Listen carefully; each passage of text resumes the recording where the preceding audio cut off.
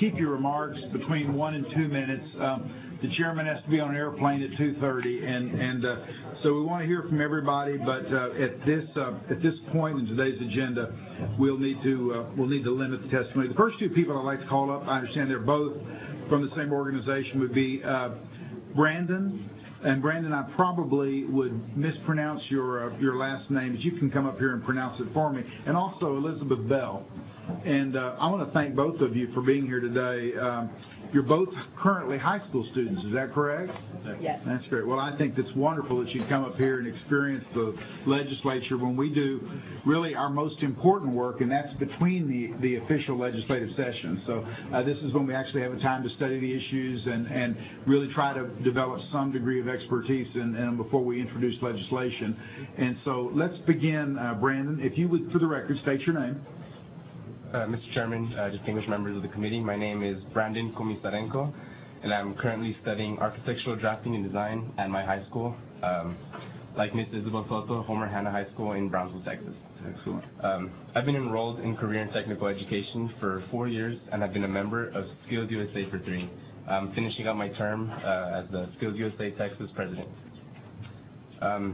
I'll be attending the University of Texas at Austin, just down the street, pursuing a dual degree in architecture and architectural engineering and a minor in business.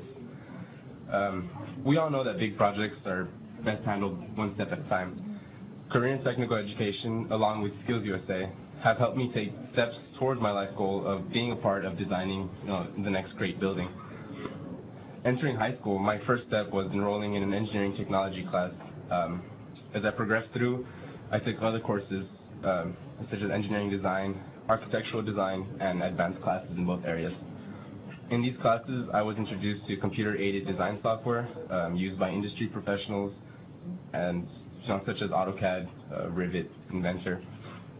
Because of the drafting courses I've taken, provided by Career and Technical Education, I'm put at an advantage over other students due to my experience with programs used in college courses and industry. Because I've been able to find an interesting technical field through these programs, I've been pushing through high school with enthusiasm, ready for the future.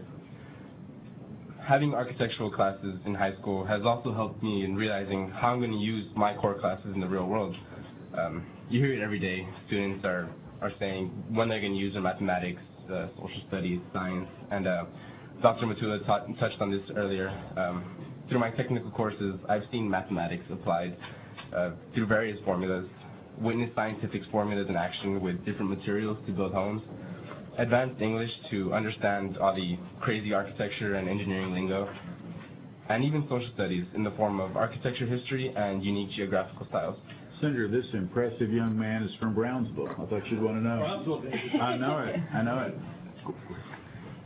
Skills USA and Career and Technical Education provide amazing opportunities for all types of students. This past February, Skills USA gave me the chance to actually preside over a mock legislation in the House floor. This allowed students to learn about the legislative process where it actually happens during sessions. Mr. Stephen Polanski was with us every step of the way in order for students to experience a realistic session. As you can see, Skills USA has made a huge positive impact on my life, and I hope Skills USA can continue doing so for thousands of students state and nationwide. Along with career and technical education, Skills USA has kept me interested in continued growth as an individual and has taught me to never settle for less than what I'm capable of. That's exactly what I plan to do. Very good, Brandon, and welcome to the University of Texas that you picked a great school. Thank you. All right. Elizabeth, let's hear from you. Good morning, or good afternoon, I should say now. Good afternoon, Mr. Chairman and Senators. I'm Elizabeth Ann Bell, the Skills USA Vice President for the great state of Texas. I'm an aspiring lawyer and politician, born and raised in Texas and currently contemplating my college attendance next year at Southwestern University, SMU, or Baylor. I, like you, serve as a representative voice for a great many citizens. However, my student constituents are your future voting constituents. Yes, we are watching, listening, and are eager to have our voices heard through voting. Like several other Skills USA students, this last September afforded me the opportunity to travel to our nation's capital. The Skills USA Washington Leadership Training Institute opened new doors of education and opportunity that provided a glimpse of professional environment of politics and leadership. It truly was an intoxicating experience for an aspiring politician to present the contributions of CTE at the national level.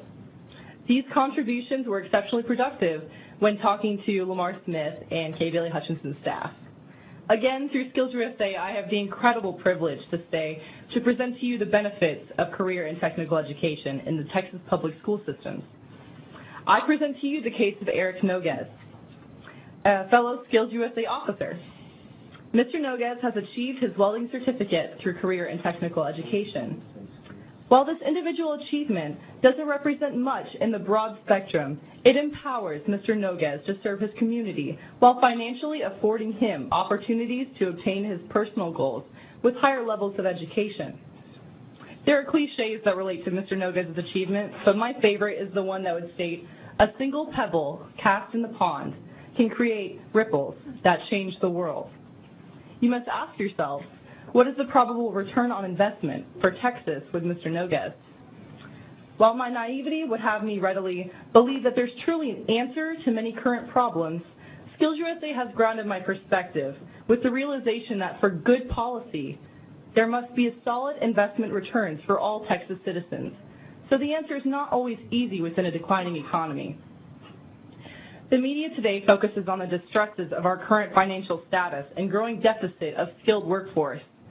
A foundational element supporting growth is an educated workforce through career and technical education. Nothing is more attractive to business and industry leaders than a skilled, motivated, and efficient workforce, except maybe some good tax breaks. However, taxation isn't the topic for today. Texas' investment in career and technical education is, and will provide your future voting constituents the skills they need to succeed and contribute to the success of Texas. I stand before you today, like Mr. Noguez, a pebble in the pond, creating the ripples that change our world. I'm a single product of the extraordinary capabilities for workforce readiness that career and technical education offers. Furthering career and technical education would be a decision that would yield far more fiscal benefits for the future of Texas than the cost of the investment. Thank you very much for all your time. Thank you. We're smiling because your testimony is very impressive, and I didn't know there were very many high school Republicans out there, but clearly she is. Chairman, Elizabeth, very impressive. Yes, Eddie. Well, I'm glad you all are here. You joined Elizabeth Soto back there, who was extremely impressive earlier in the day. And I want to encourage you all to start your legislative careers in the House of Representatives. Brandon, and I'm very pleased to see you here, of course. And both of you, Elizabeth, are the product of an outstanding program that all of us have been fortunate to see develop over the years. And I certainly feel that the more we hear from those involved in the programs and the more we see the results like we are here today, the more encouraged we are to make sure that those programs are funded, reasonably and adequately. So I certainly hope that, excuse my voice, I certainly hope that we can see you here during the legislative process to continue to take in and have others take in your testimony and have others serving in the legislature understand the significance of the programs you're involved with. So thank you very much. And where did you go to high school, Brendan? There's 5 high schools. Homer Hanna. Homer Hanna High. Again, two Hanna High School students here today. Wonderful. Very good.